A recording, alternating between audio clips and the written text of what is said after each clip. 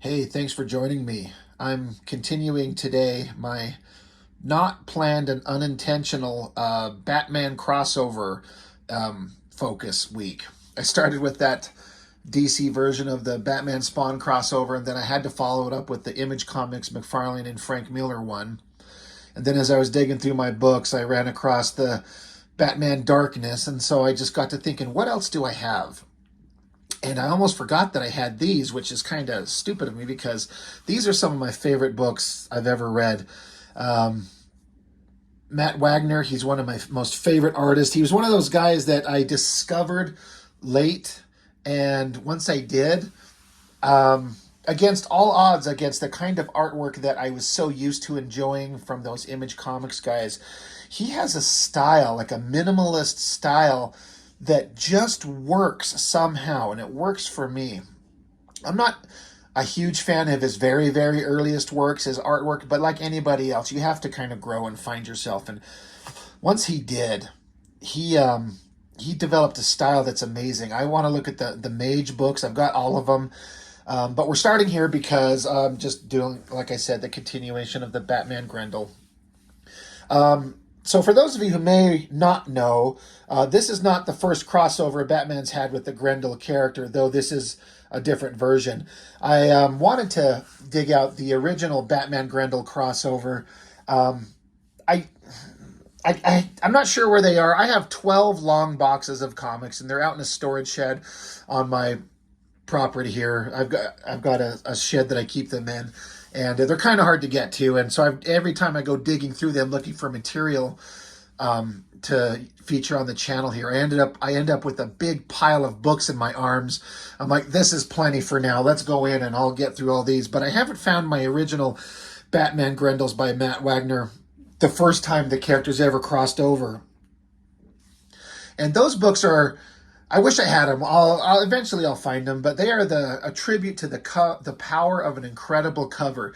The artwork that Matt Wagner did on the cover of those books, just the artwork alone is what made me pick it up. I didn't know who Grendel was. I didn't know who Matt Wagner was, but the art on those covers of those books was so good. The material inside the book was good, but they were kind of hard to read because there's 4 different perspectives going on from 4 different people in that book, sometimes all on the same page. It was very complicated read, especially when you're used to reading Youngblood and Wildcats and Cyberforce. So it took me several years before I was actually able to read them in their completion, and they're really good. We'll get to those at another time. But so that's the first one. That's the first Batman Grendel. This is the second series, Batman Grendel, Devil's Bones and Devil's Dance. Before we get into this, the thing is I don't hear a lot of people talk about Matt Wagner, and I feel like he doesn't get enough focus. He's been doing stuff for a long time. I feel like he's kind of a Mike Mignola. Like, he's created his own characters with incredible books that are widely appreciated as far as I've ever known.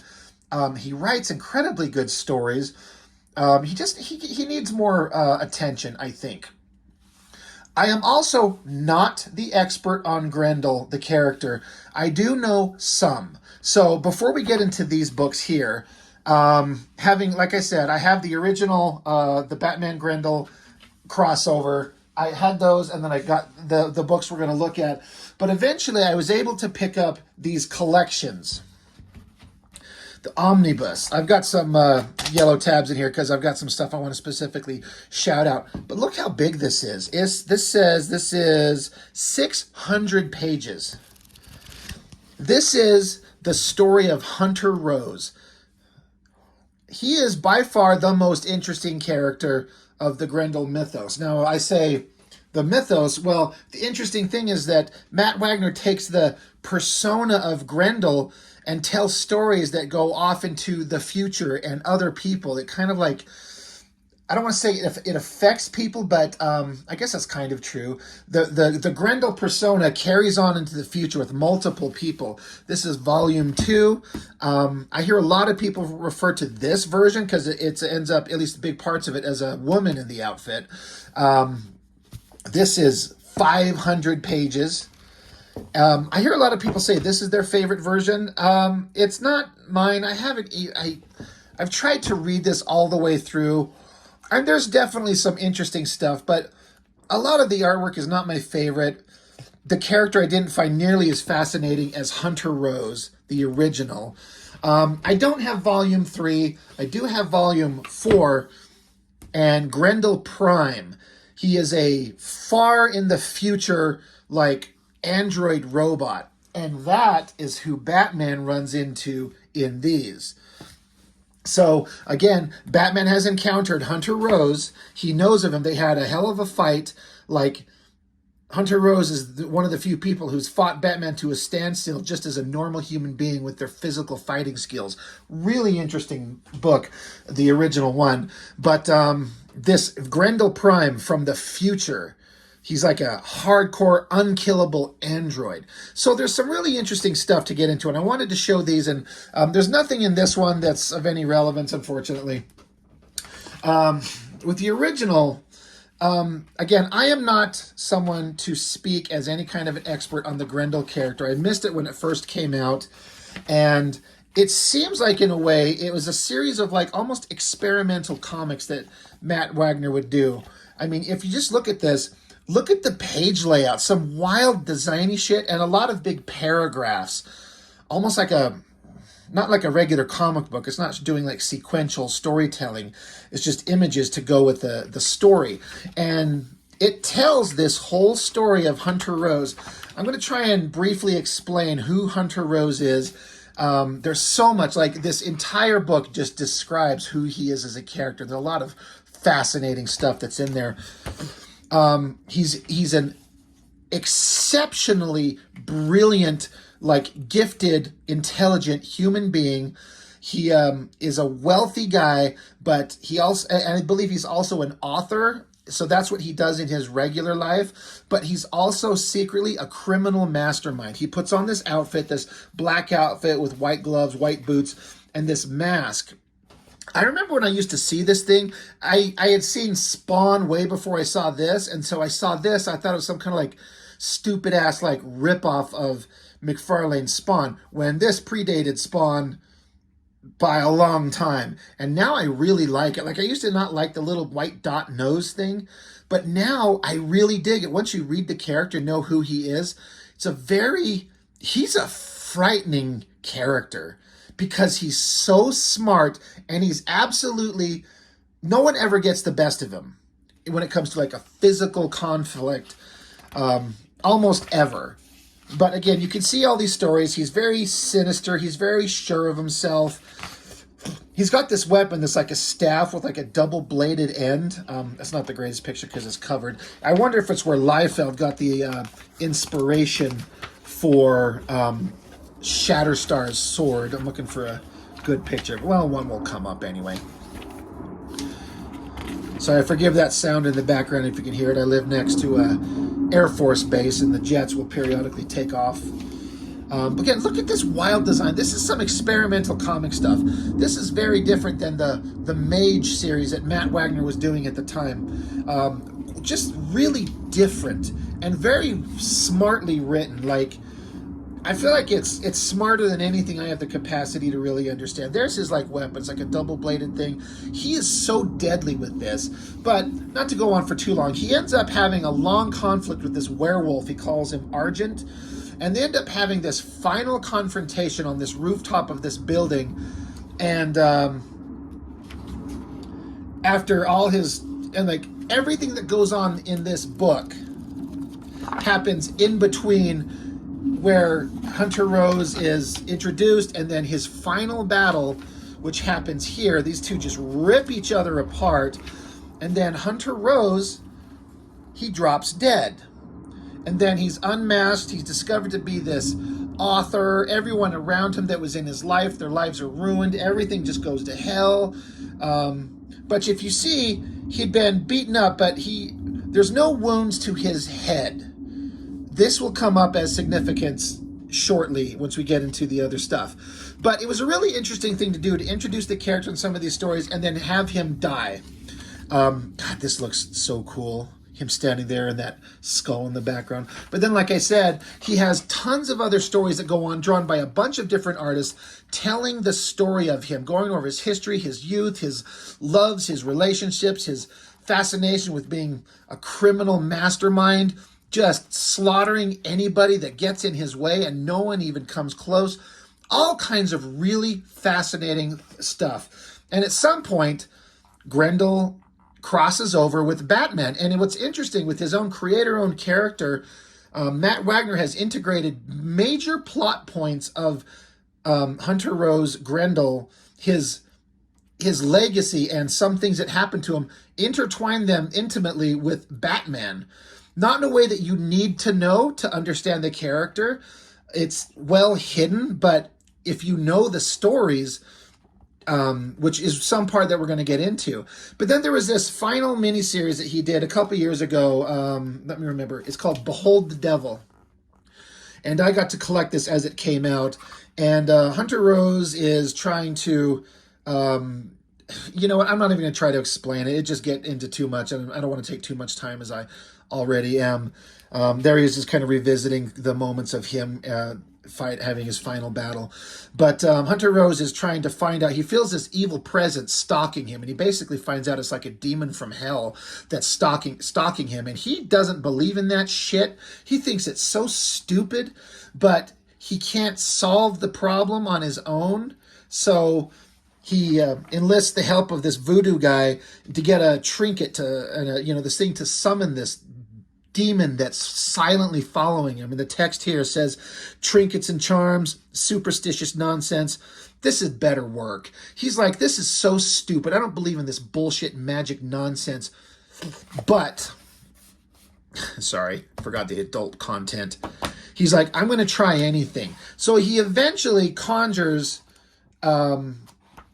this little demon creature, and he thinks it's the most ridiculous thing he's ever seen, and they have some back and forth. But Grendel breaks the rules. He summons him and traps him in this circle, but you're not supposed to break the circle. But this creature says some shit that actually gets to Grendel, and so he breaks it.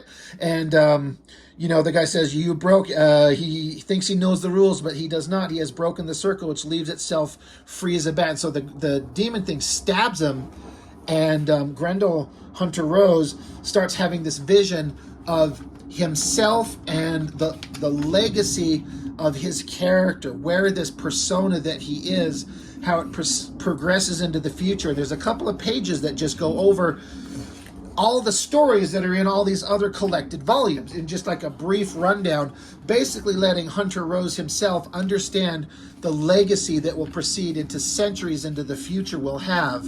And he ends up not believing it. He thinks it's some kind of bullshit hallucination. But we get to, way in the future, an apocalyptic future on Earth, there's this Grendel Prime. He creates the perfect warrior, singular, undying, and an invincible. And then it goes into seeing how this is Hunter Rose, and this showing you his face, but also it's cross-cut with the skull with the hole in his head. Now, if you notice, like I pointed out in the previous pages, when Hunter Rose died, he did not die by a shot in the head. Why does his skull have a hole in the center? That is something that is a little bit of a mystery. So, and that's kind of all that we need to know about Hunter Rose here. The story just kind of ends with the character doing so. Anyway, blah, blah, blah, blah, blah. So, it's interesting. I highly recommend you pick this up. I'm sorry, I know we're supposed to be here talking about the Batman book, but I have to give some kind of context.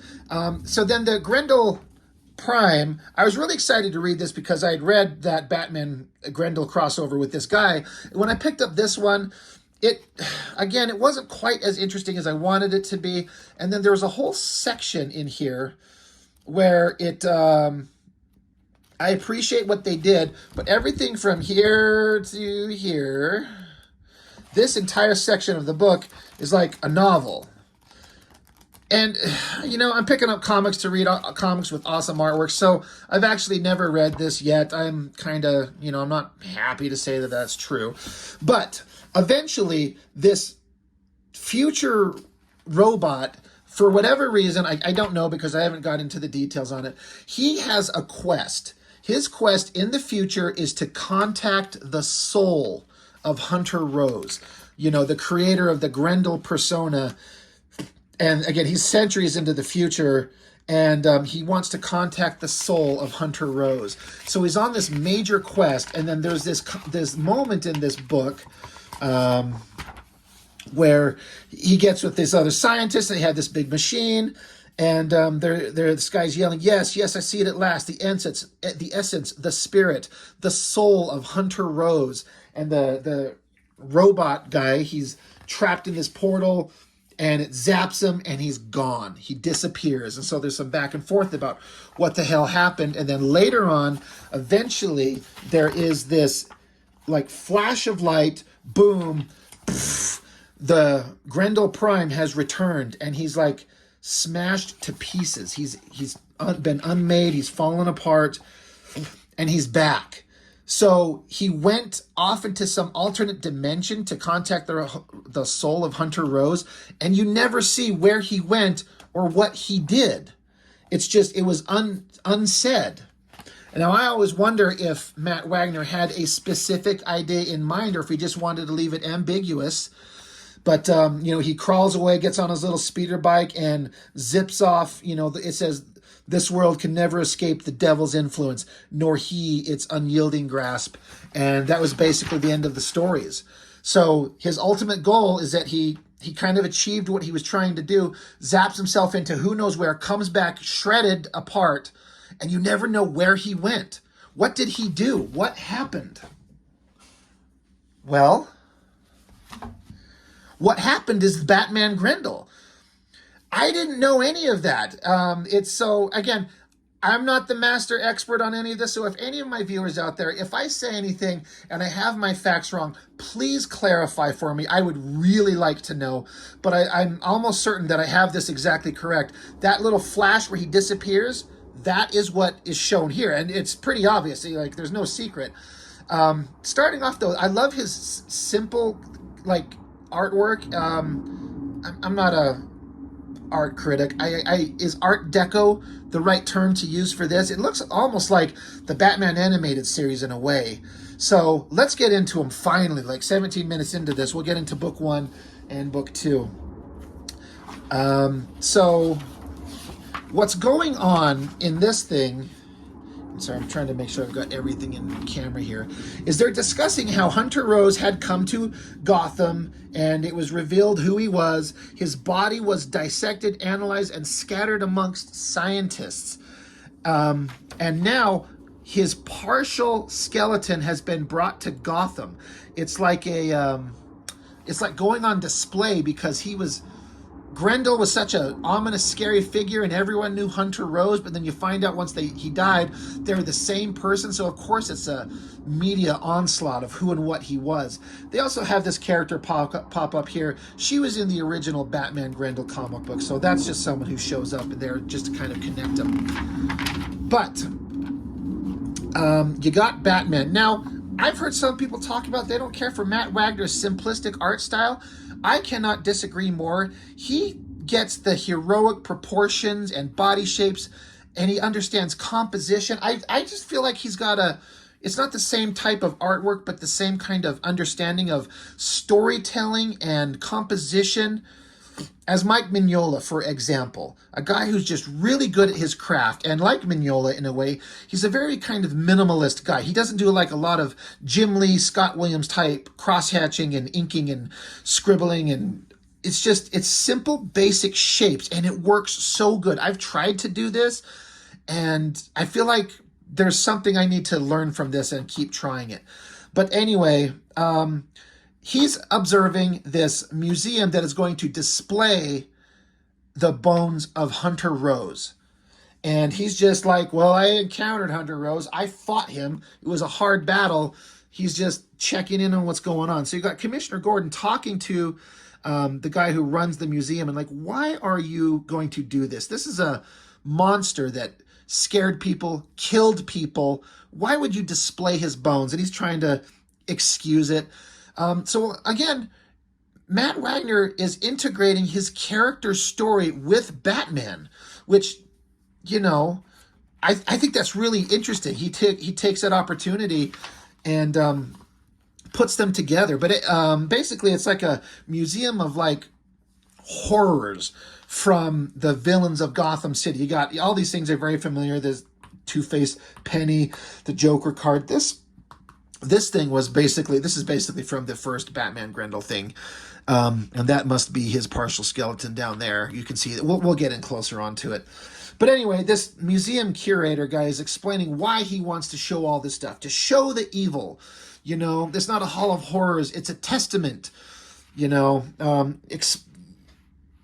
we can't forget the horrible things that have happened. Would you have us forget the Holocaust? Unthinkable. Would you have us forget slavery and the Indian Wars? No. And Gordon's saying the problem is, Professor, that some people can't make the distinction. But so we're at, they're talking, Batman's still observing, and let's see. Anyway, an alarm goes off. Some lights starts flickering. Something's going on. Gordon's freaking out. A giant ball of energy just, shows up in the middle of this museum display. What the hell is coming out of this? Well, based on what we were just talking about, there he is. Now, this art style that Matt Wagner does, and the way he draws this guy, this like big black leathery kind of look with buckles, and he's got like this mask strapped to his face. Again, he's a robot. He shows like the shiny sheen of his leather with just like a squiggle line down his legs. This is not, again, Jim Lee or Rob Liefeld or Mark Silvestri. It is very different, but I love this so much. And part of it's because Matt Wagner is trying to tell a real thought out, intricate, thoughtful story. But anyway, boom, bright flash of light. The devil has indeed returned to Gotham. He's dizzy. He's saying the text is in internal thoughts. This is not a familiar place. Confused, attacked. Somebody shoots at him. The bullet bounces right off him. The response is like lightning, sudden and sharp. And look, this guy, he just slaughters this cop. He's relentless. He's remorseless. Bullets are shot because Batman was taken off. He's like, well, there's nothing to see. Boom, this shows up. I love the heavy shadow and coloring on this drawing here. He's slaughtering these cops already, and it's not even a contest. He's like, they're nothing to him. Gets a shotgun, starts blowing away cops. His simple inner thoughts, primitive firearms do little. Well, it's not his inner thoughts, but his simple descriptions of what he's doing. Primitive firearms do little to slow the devil's retaliation. Mortal, measured, and he just starts blowing them away one by one. The bullets just bouncing off him. Gordon is pissed off. He unloads on him, hits him in the head, and officers cut down in moments, and their slayer wears the devil's eyes. So this is clearly not Hunter Rose, but he's got the same mask. So what the hell is he? Why is he here? Batman coming through the skylight. Boom. Big, awesome, classic Batman jumping down shot. Love it. And as he comes down, but this guy's no slouch. He's not distracted. He's not scared by, what is it? I'm trying to think of what Liam Neeson says to Christian Bale. Fear and intimidation can be powerful assets. Not to this Grendel Prime. Not at all. Boom. Takes a shot, bounces it right off his chest. Now, of course, Batman's always wearing armor. Or I guess I shouldn't say always, but he should be. They toss a grenade at him, or a smoke grenade, covers the area. Doesn't affect him at all. He just he's like a Terminator, except stronger. Smacks Gordon, puts the gun to his head, is about to shoot him, but then he sees the display. And beneath the devil's gaze, and he's like, the true skull. So he's after something with Grendel. And again, I didn't know any of the Grendel history. I had read the first Batman Grendel book, and then I saw this. So this is all new to me. But it's interesting. This guy is fascinated by the skull of Hunter Rose. That gave Batman time to get back on his feet. You can see his bat symbol has been shredded off, but there's like a armored plate underneath, like he would have. Can never tell who's going to bring a gun to a riot. Then suddenly the Caped Crusader realizes the true danger. His opponent must weigh 1/4 ton or more, still beneath a shiny black hide, a machine. So he realizes real quick that this is not a person. Boom, he takes a shot, shooting more at Batman. He's diving out of the way. He runs out of bullets.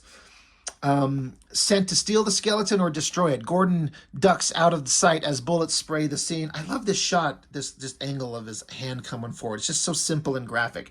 The creature's actions are relentless, definitely inhuman. It will never be subdued. It must be disabled. So Batman picks up this this thing that like you put the railing around. You know what I'm talking about. I can't think about it. My brain's not working right now. Picks it up. Boom. Takes several shots at his head. Boom, boom, boom. Gordon's telling him, like, hold your fire. Don't injure the Batman. He's down. Pauses for half a second. Nails Batman, giving them the opportunity to unload on him, shoot. And doesn't affect him one bit. He just walks up to him and puts the gun barrel and his hand through the guy's shield and his body. Although it is saying a hail of high-caliber slugs might actually pierce the devil's shell if allowed to continue. The slaughter must be contained. So again, he just grabs another gun, and he takes it from this guy and just starts unloading on the cops. Batman's trying to stop it again. Matt Wagner shows action. Like, there's several pages of action going on here, and he is so good at this. I just love the way everything about the way this book is done. Batman's little trinket. On contact with oxygen, the synthetic polymer rapidly expands, swiftly swallowing up its victim. So it kind of hardens and keeps him down. And they're like, hold on, just a second. We don't know what he can do. Boom. He erupts out of it. And, Batman's diving out of the way. The creature is weakened and dazed. He's got to get out of here. So he's being affected. He's like super unkillable, but he is affected. He did just travel through time and space. He jumps. Love this shot of him diving out the window. Matt Wagner has a way of capturing essentially correct lighting on his figures. I love the dark shadows and then the bright highlights on his figure down here. Looks so great. Gordon's like, everybody, there's a terrorist. He's coming. Careful. We got to get him. He lands down on the ground. He looks around. Sees a cop on a motorcycle, shoots him off it, gets on a motorcycle, fuel combustion land cycle, maximum speed, 117. So, and he takes off. And then, of course, you got this badass Batmobile. Excuse me. And I love this simple shape of Batman. Like, you got one little foot on the ground. He's running. The cape is flaring up. I like how it's like the bottom of the cape here and then a little flared tip up at the top. Pursuit. Batman's got to get in his car and chase him. This is already the best Batman movie you've ever seen. I wish they would make an animated movie or live action. It's, they can never do it with Grendel. How would they cross it over? Who would watch it? I would. But this is like a great cinematic movie. And compared to the first Batman Grendel crossover, there were so many tiny panels and so much dialogue. And like I said, there are 4 different personal perspective narrative thoughts going on throughout the book. Oftentimes, all 4 different perspectives on one page. So you're reading one person's and then another person's, then another, and then another. And it was hard to follow. This is much more simple and action-oriented, and I am here for it. I am loving the shit out of this. So, Batman pursues. Batman's Batmobile is obviously going to outrace this motorcycle. I love how he's got his little gadget on. He's targeting him away from an urban area. Across the bridge lies highways and escape. Must not. So, Batman shoots out this hook, snags onto the motorcycle. I like this thunk and then thwang. Like, it just communicates so easily that he catches it and it pulls it taut, sends the Grendel flopping to the ground, a giant semi coming after him. Bright lights, smashes into him, messes up the front of the truck. This dude's jumping out of the truck. It's very Terminator, right? Dear God, he appeared out of nowhere. Batman's saying, get back in the truck. I said, get back. He's extremely dangerous. Batman checks under the truck, and this Grendel Prime is kicking a hole through the ground. stomps down into the ground because they're on a bridge. Everything shakes and rocks, and he can tell he's trying to kick his way down. The force is directed downward. So Batman runs to the side, jumps, batarang rope to the side, and then he sees the devil seeking to return to hell. He's crumbling out through the bottom, drops down into the water. And Batman sees down. It says, to follow a metallic foe into the icy deep would be suicide. The Dark Knight grudgingly concedes. And so it's, a little bit while later, Batman is kind of, talking with Gordon, going over what the hell they just saw. Gone, with death and chaos in his wake. Welcome back, devil. 13 dead, and why? What the hell for? And they don't understand who he is. Batman saying, yes, to recreate the persona of an infamous killer. What twisted zealotry? But to what end? Like, what's going on? And I'd say he was after those damned bones, perhaps, but one thing's for sure. If it was the bones of Hunter Rose that brought him here, then this Grendel is bound to return. Love this Batman. Love the determination on his face. We've already seen him be a great detective, a great hero, a great fighter, a great pursuer and a warrior, a great, simple but effective depiction of who and what Batman is. Frank Miller, pay the fuck attention after reading that god-awful Spawn Batman crossover. For real. Anyway, we get back to the museum piece, and we've got the partial skeleton of Hunter Rose. So it's like his head, his chest, one arm, his pelvis, part of another arm, and that's it. Why, parts of it have been sent out to scientists. And so the skeleton of Hunter Rose on display, really creepy. Some time passes. There's some like TV. It's like there are TV channels being flipped through. We're seeing basically what it is, if I remember, because I haven't read this in a long time. I dug this out, and I'm like, I'm just going to go through it fresh. But basically, this is Grendel Prime flipping through the channels on a TV, just seeing what pop culture is and gathering information, getting news, and it ends with him, authorities believe the attacker's goal somehow involved an exhibit of the skeletal remains of Hunter Rose. And then it flips over. Here he is in some dark space somewhere. He's got some kind of TV, and it's plugged into himself. I love the lighting on this and the coloring. So effective, so cool. So yeah, beneath the city, the time is late, 20th century, the quest has gone astray, and reality is bent upon itself. Alone and outnumbered, the warrior is forced to retrench, nursing both his dwindling power and his remaining ammunition. And then, through the veil of time, the true skull appears. The signs are now obvious. An artifact of this magnitude could not appear by chance. The quest is neither ended nor forsaken, merely redirected. Must replenish energy cells, must find a source of new weapons. And it's just this funny thing where he's in this sewer or whatever, and there's this little rat coming up next to him, and he just flicks it and kills it like he's a sinister piece of shit. It's just an interesting little character arc. And then we get back to Batman doing some investigative detective shit. Again, I love this, the lighting, the use of blacks and shadow. And Batman's being smart. He's like, whatever this thing is, it won't be easy for him to move about in broad daylight. And that energy burst he used to escape that goo that Batman shot on him must have drained it considerably. It will soon need to replenish its energy, possibly its weapons. So Batman, not being stupid, knows exactly what he needs to do, which is exactly what he just said he needed to do. So it's showing Batman being awesome, which I like.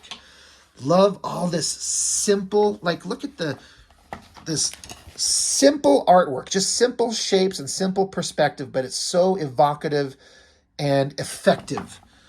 So this is Grendel Prime. He's out searching around, runs into some, slime balls. He's saying, I have no clan, nor rank of any kind. He pulls a gun, mows them down, and he wants one of their vehicles, is what he tells them. I love this. Look at that drawing of Grendel Prime there. The simple shapes. So cool. Now, he's got a motorcycle and a bunch of guns from these thugs that he just murdered and ripped off. More news reports on TV talking about different things that are going on. It's like a way of, getting story exposition out there. I guess Batman The trap is set. Wayne Tech employees have been granted a week of paid vacation. Computers immediately relay any entry attempt. The front door, a bold devil. So Batman kind of knew where he would probably come, the place with the best technology and power sources. It's going to be Wayne Tech. So we set up a trap. Love this shot of him hanging out. And someone's going right in the front door. Oh, wait, actually, it's one of his employees. It's a prodigy. He's like, oh, shit. This is just one of his brainy employees wanting to... he wants to get in there and put in time and use the technology available to him for the thrill of the unknown, the joy of discovery. He's just there because he's got shit to do and he wants to learn how to do things, you know. So he's there, and so Batman is like, shit, that's not Grendel, that's not him. Meanwhile, Grendel Prime, he's in some... Oh, he is. I'm sorry, I forget. Grendel Prime has already snuck into the building. So Batman set a trap expecting to catch anyone going in. He catches this guy, but Grendel's already in there. So, holy shit, this guy is some badass. I know I keep saying this. The artist in me is looking at this great lighting and the simple squiggly shapes and simple lines that Matt Wagner uses to show a bright light source shining on this dark figure. And he's putting together some kind of a device in his hand that he just holds.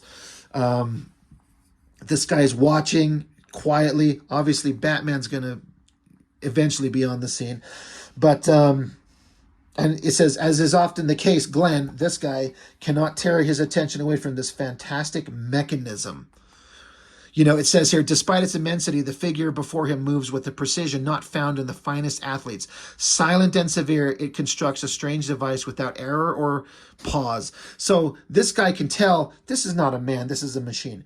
So Grendel unzips the back of his mask, his skull there, and he plugs in this device. It, you know, it looks like to me like it's supposed to be a power thing. Love this drawing. Love this figure. The lighting. He's this big, huge, hulking figure. He's tapping into a thing, and he can't get access to it. I love this hand. God, it's so great. But this guy accidentally bumps the counter, and a pencil drops. Grendel immediately shoots, you know, lets off a round, which alerts Batman. And the guy's like, hold on, I know the codes. I can get you in. Come forward on your knees, hands behind your head. He says, I work here. I know the entry codes. Grendel says, explain. He says, you're trying to access the power cells. It won't work like that. Grendel saying, it's a simple matter of encryption. The code will eventually break. Love this shot of him pointing the gun at him. Very cool. Basically, this guy says, you can't do what you're trying to do. It won't work that way. The computers are all different. And it'll take you forever to get in there. And the guy's like, very well, make this happen. Try anything else or die. So the guy's basically bought his life for Grendel by offering up something that he can do for him. So he gets in there, types in the code, accesses the power, and Grendel Prime charging up. Love all this black art, the way he renders the black leathery outfit again. While he's getting powered up, the guy's watching. You see Batman's hand pop up behind the counter there and push this off switch. He gets this netting, chucks it onto the guy. No telling how much power the monster has absorbed. Electromagnetic weights quickly adhere to the floor tile. The pulse current causing the steel mesh to constrict. So a big heavy-duty like netting to hold down a big, strong, super tough guy. You can see Grendel. He's almost like he's got like a ponytail now with these wires connected into the back of his head. That's actually really cool. But these little swirly lines indicating like he's dazed. But then the net should withstand any energy burst, possibly cause a short circuit. But then like a sword pops up. This is the weapon that he was creating. It's basically a lightsaber. You know, it's a laser sword. Look at this fucking awesome drawing. Again, hulking, muscular guy without going over the top Rob Liefeld nonsense. Great lighting, shadow. That wires that were connected into his head are now, you know, sprayed out like this awesome design element, almost like a ponytail hair. He's got a lightsaber. The sword, more deviltry. How did he enter undetected the mistake that nearly cost another innocent his life? So he swipes at him. Batman dives out of the way. And so Batman grabs more of the remains of this mesh and kind of bundles it up into a big old heaping pile to use it as a weapon to deflect at least a single slice of that sword. Kicks at Grendel, knocks him hard, and it's like time to go hand to hand. So Batman gets out the battering knuckles, right? In one hand, and that mesh thing, and big badass fucking double splash page of them charging towards each other. I love the use of the massive image double page spread here. It's so effective. Each character looks awesome. They're moving towards each other. The conflict has been built up so good. God damn, the Spawn Batman by DC sucked, and the McFarlane Image one sucked, and that Darkness Batman sucked. This is so damn good. And Batman's able to take out the weapon, like tactical, smart. I'm not going to try and hit you in the head or beat you senseless. I'm going to take out your weapon. So boom, crush the sword, it's gone. And it says, the only hope now is fury, just to be like relentlessly beating on this machine. Pummels him in the face, kicks, punches, everything he can do. Gets him in kind of a headlock. But Grendel Prime, he has these spikes he can expand out of his body. So they pop out, stabs Batman, takes his arm, breaks his arm, throws Batman. I love this shot of Batman being thrown with the cape being folded under him. Broken ulna, possible radius as well. Severed brachial artery, must get, but here comes Grendel. Kicks him, punches him, beats the shit out of Batman. Somewhere in hell, the soul of Hunter Rose begins to laugh. Batman is done. This guy has taken him out pretty damn easy. That is the end of book 1. Holy shit, was this good. This is so damn good. God, it just makes me think of how bad those other 2 were. They were just such absolute garbage compared to this. Again, if this is something that you've read or you don't agree with me, I understand. Like, we don't all have to have the same opinions, but this is objectively a better piece of work by every measure, in my opinion. So we're going to move on from Devil's Bones to Devil's Dance, the wrap up to this story. Pardon me 1 second. I need a drink. My throat is dry.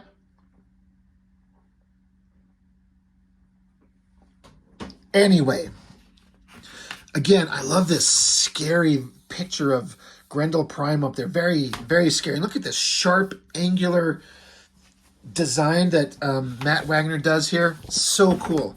Let's get right into it because this is going long, but I'm having such a great time with these. Starts out right where we left off.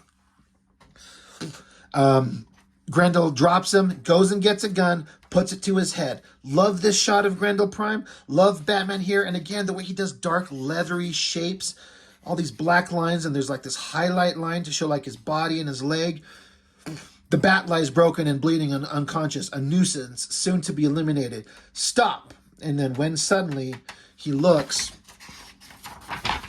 that guy, that employee that was watching everything, he says, don't shoot him. If you do, I'll erase not only your link to the solar cells, but also the access codes. To reprogram all of them, it would take days. I mean it. One button, I'll do it.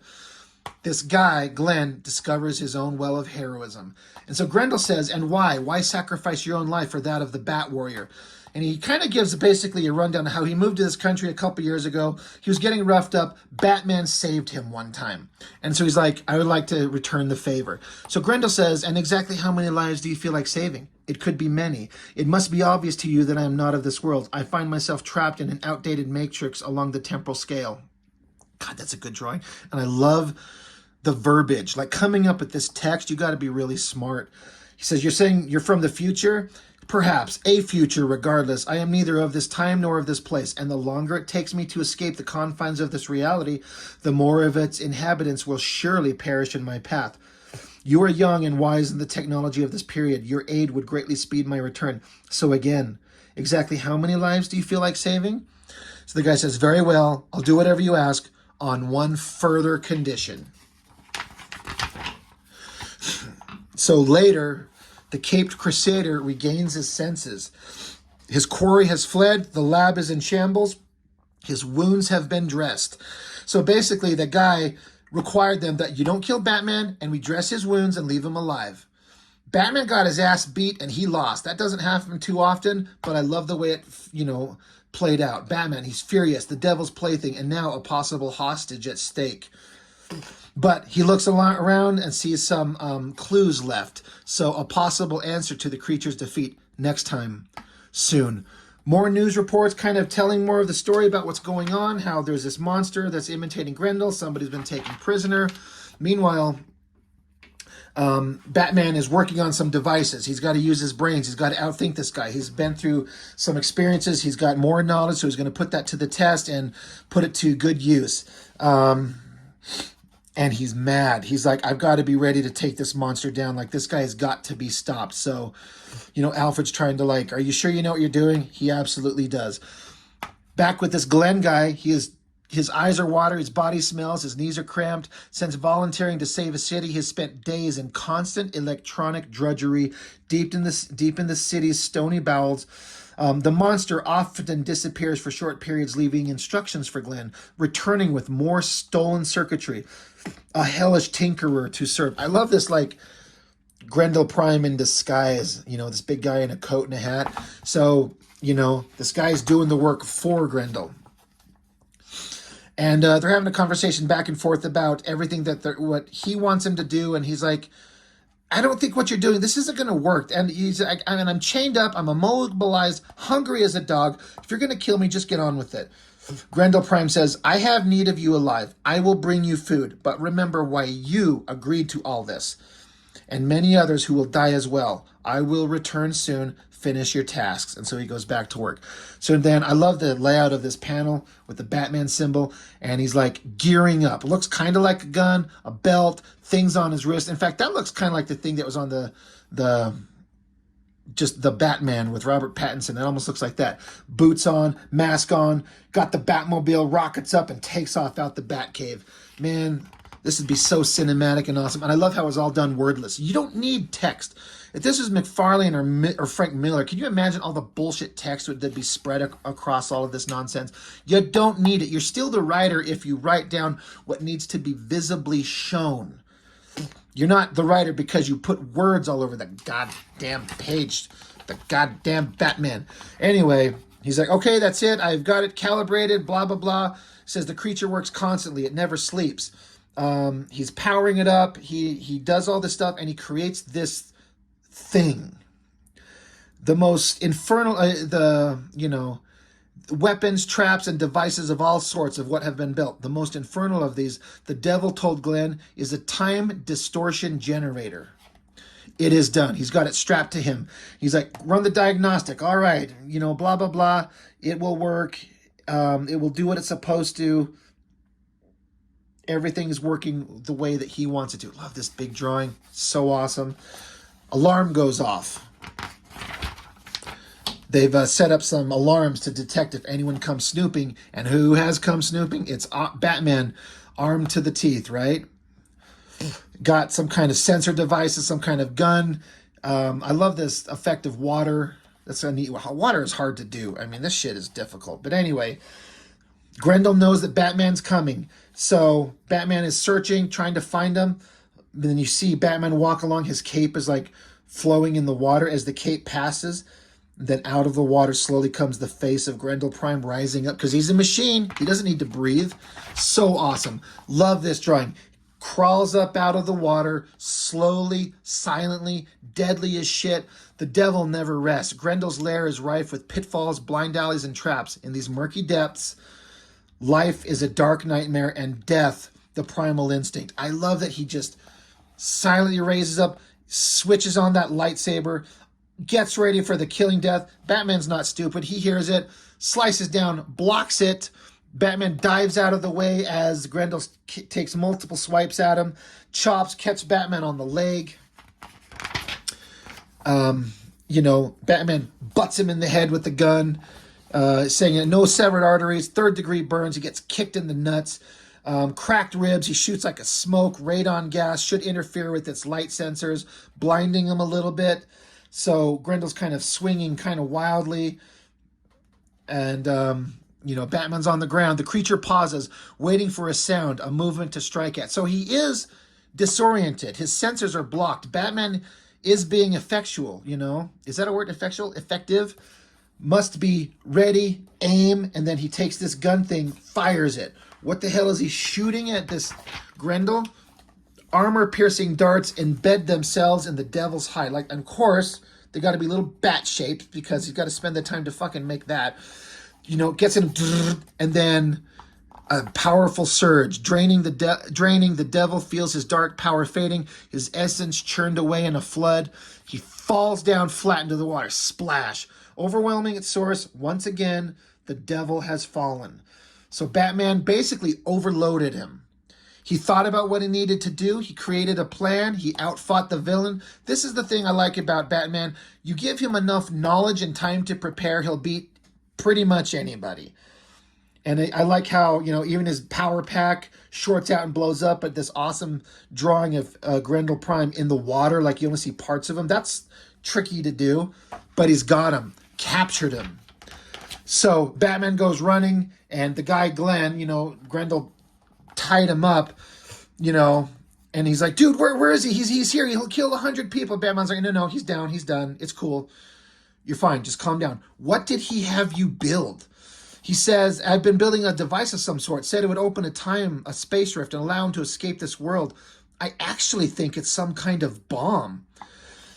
So Batman says the police should be here shortly. I'll hold on to the device until the encryption codes can be cracked. Meanwhile, I'm going to find out what this monster is made of.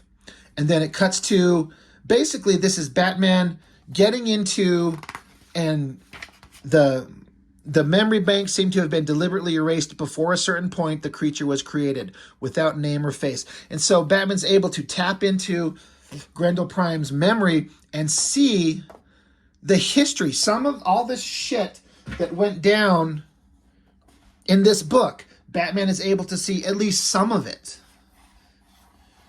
A lot of interesting story that's discussed here about all kinds of things that Grendel Prime has seen. And any files beyond this point are locked. A macabre, fantastic tale. The Dark Knight grimaces. He would normally dismiss such a yarn, a fiction of some mad genius, if not for the vessel containing this story. Obviously, he's like, well, this is a super advanced robot. Batman's taking him apart, piece by piece. And the unexpected presence within. A freaking brain and eyeballs that were inside the mask of this thing.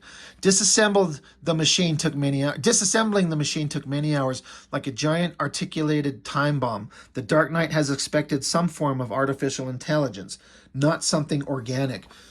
So this, I love, again, this use of the double page spread, and Batman just standing there staring at this human brain underneath all that robotic armor. And he's just like, holy shit, this is wild. So, he gets on the phone with Jim Gordon, says, hey, they basically talk back and forth about what was going on and what they're going to do. And, Gordon's like, well, what the hell? If he's making a bomb, where's the bomb? Where are you? And Batman's like, I'm outside the city limits. Don't worry. I've got it. It's safe. I'm working on it. I will try and solve the problem. So, the Dark Knight lowers his exhausted gaze. The battle has meant days with no rest, and only the devil never rests. With the connection to the cerebral cortex intact, direct communication might be possible. So Batman basically wires his computer to talk to the brain of Grendel Prime. What a fascinating idea. The exchange is, you are the being known as some Grendel Prime. Why are you here? Why now? Grendel responds, a freak accident thrust me into time, space rift. An event over which I had no control. I did not seek to come here, and I have no wish to remain. Batman says, surely there must be some reason why you landed here. You knew nothing about the museum's display of Hunter Rose's bones. I assume that is the link. The experiment involved some fragments of the skull. He even the Grendel Prime even kind of fumbles over his own words. He doesn't want to say the true skull. He kind of stops. He says, you didn't mention any experiment. More of a ritual. My world is a desolate place. All I ever honored has sunk into depravity.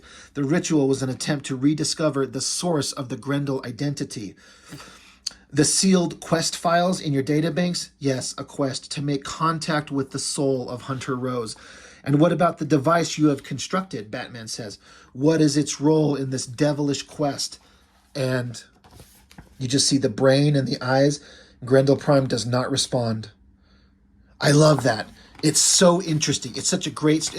Grendel Prime was very willing to share information. He's like, I don't want to be here. I didn't mean to come here. I'm trying to do this. Well, what's this thing you've made?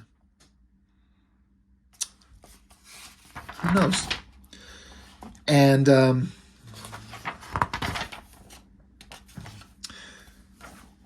it kind of continues with the eyes, and then the eyes look over, and the severed hand of him starts twitching, and it moves. It says, once before, the devil was caught and unmade, a mistake which it has never let be repeated until now. But the devil is tireless and unrelenting. So the hand crawls up, a little laser pops out, and starts zapping at the container.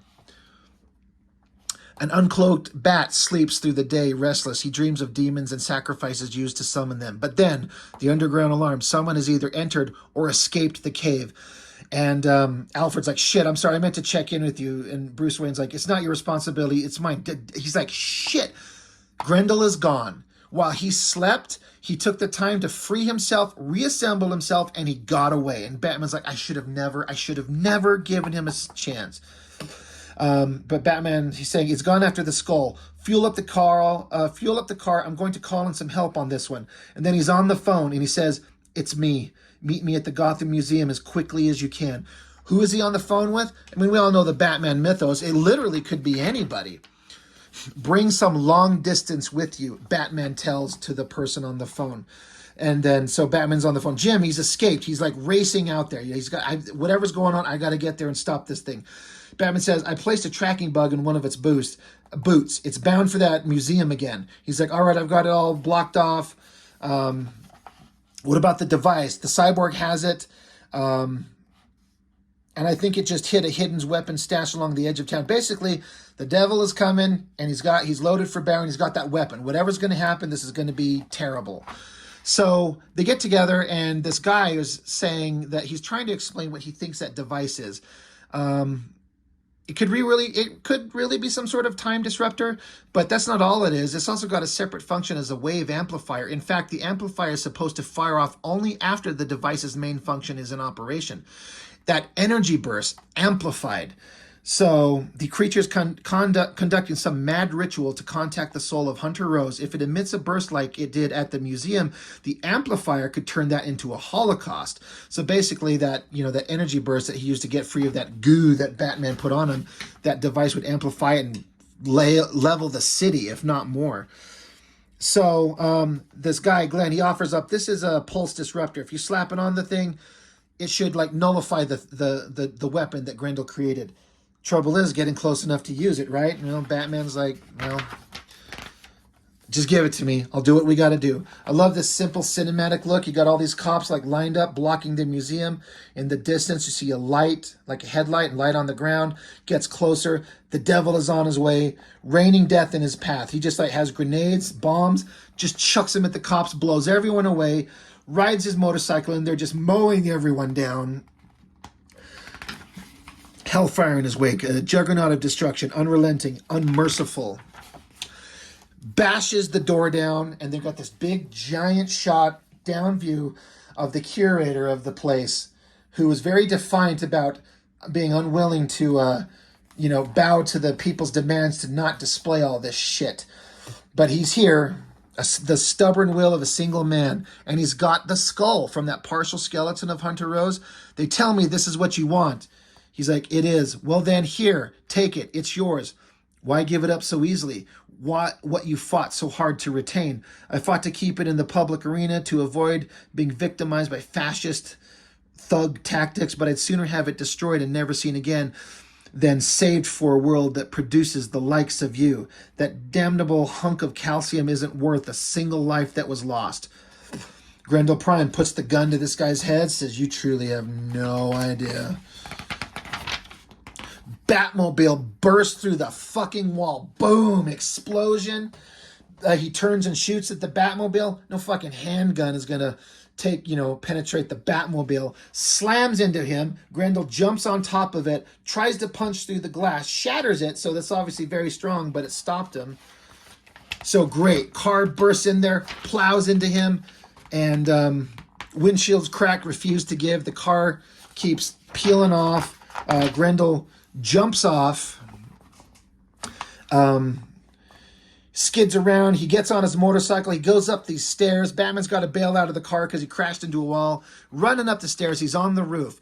And Grendel Prime extends all these spikes from his body to the roof, perched on a ledge. The devil unfolds his spiny black wings. That is such a fucking cool look. you know, whatever it is, whatever's going on. And then he engages the device. He's got the skull of Hunter Rose in his hands. Energy starts forming, gets more intense. It's rising him out of the air. And like they said, this device, it might be a portal device to take him back to wherever he needs to go, but it's also a amplifier of this energy pulse. It could blow up the city. Levitating, generating some sort of magnetic field, just out of reach, too late. And then you see Batman, he's like, fuck, what the hell do I do? And the voice off to the side, I'm here, what's going on? Who the heck is that? It's Robin. Fuck yeah. Fuck yeah, Robin's on the scene. Batman says, no time to explain. That skull in his hands, nail it. Batman jumps off the roof on his bike. Robin climbs the building. You know, Batman bails on the bike, throws his little batarang. Thousands, possibly millions will die. There's Robin looking, getting ready, taking aim. Hanging tight. So he wrapped his batarang around the ankle of Grendel so he can get close to it. There's Robin. It says, the Dark Knight puts his faith in the heart and true aim of a boy. Something the cyborg has all but forgotten. So he gets ready, takes his aim. There's Grendel floating in the air with Batman hanging onto it. This great shot, this long panel of Robin shooting his arrow, takes off, nails the skull right between in the forehead, right between the eyes. You remember that hole that was in his skull that we talked about in that big collected book? There's where it comes from Robin, from Batman, the Batman universe. Robin put a hole into it, takes it, shoots it right out of his hands. The skull, the quest, like Grendel's like, fuck, he's here for that thing alone. He needs the skull to finish his quest. Batman's climbing up him, reaches up there, puts the device on his chest. Grendel punches the shit out of him, and so Batman falls. Robin sees it. Batman is falling. Robin, being a bad motherfucker like he can be, gets another arrow and a rope, shoots it, crosses right in front of him. Frantically, the devil pounds at the bug-like thing on his chest. Too late. The phase shifting has begun, but the burst has been contained. And I like this, like these lines are the rope and this sequence of Batman grabbing the rope that Robin shot out there and swings to safety. Great teamwork, a crisis averted, energy burst, explosion, giant explosion, too much. The energy wells up like a bubble, feeding the phase, accelerating the shift. Look at a great cityscape, this massive energy burst in the sky until, in a flash, poof, it's over. No debris falls from the sky. Not a conventional explosion. The citizens of Gotham are faced. But did the time rift occur, or has the devil truly been destroyed? And Robin, he's got the skull in his hand there, so now it all ties back to that scene that we were talking about. Where did he go? Bright flash of energy, boom, and then here he is, in pieces from the explosion, gathers himself up, kind of takes out this guy that was there. Like, again, we've already seen this. Crawls off to this speeder and just takes off into the nothingness of the future. How fucking cool to connect his own works and have it all done in a Batman book. And what a great portrayal of the simple storytelling concepts of Batman and Robin, the hero.